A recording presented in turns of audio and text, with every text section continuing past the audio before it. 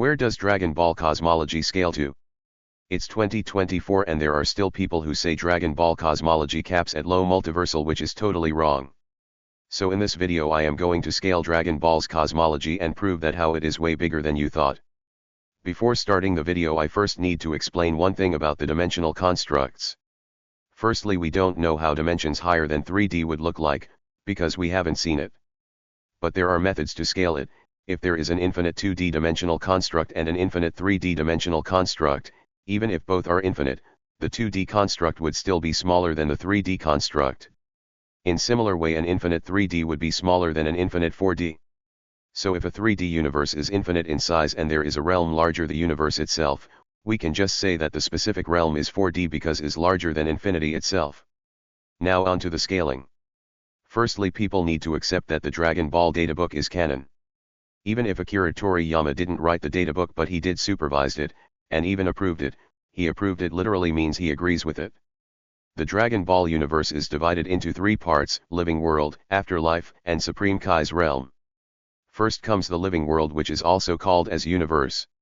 It is stated that living world is made up of infinite space and infinite amount of galaxies. Keep in mind that the number of galaxies are infinite but each galaxy itself is finite in size. People try to debunk it using Bulma's statement of universe having an edge. This is totally wrong because Bulma doesn't have much feats when it comes to space knowledge, and also she is indeed referring to the observable universe, and even Jaco debunks her. Also, people say that these statements are hyperbolic. Now I have one question for these people. Why would the guidebook give hyperbolic statements when the guidebook is supposed to guide people about the story? The universe indeed is infinite.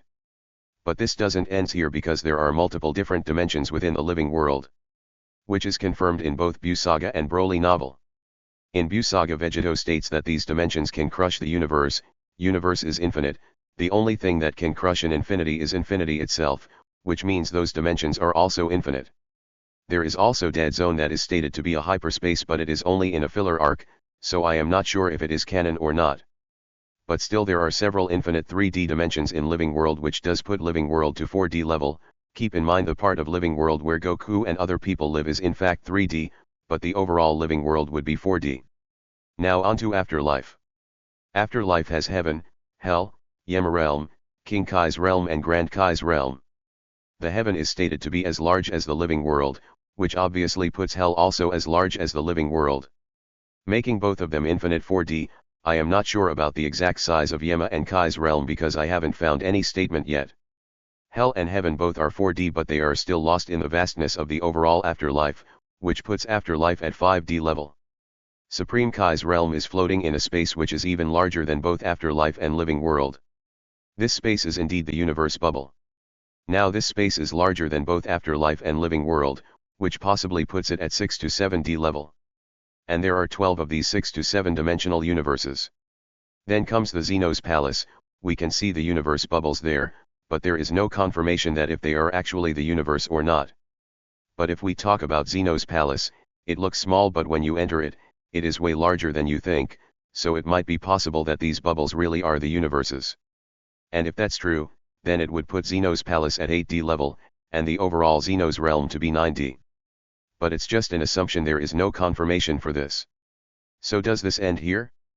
There is something about the afterlife I didn't discuss. And that is, if afterlife is outerversal or not. Now what does outerversal mean? There are 2 definitions for outerversal. First, characters or objects who transcend the concept of time and space.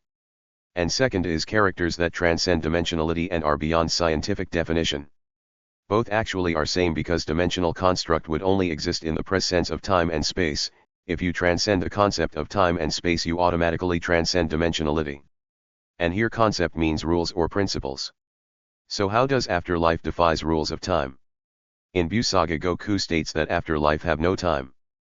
People try to debunk it using King Kai's statement for how much time did it took Goku to reach Kai's realm, but this is wrong because King Kai is referring to the time passed on the earth. Also, Super Saiyan 3 was a form that was created in afterlife and is supposed to be used there, and when Goku used it in living world he drained the time he was granted. If afterlife did had the concept of time, then Goku running out of time would be unreasonable. So yes, afterlife has no time, and it is also confirmed by some other statements. Now if time doesn't exist, this means space wouldn't exist.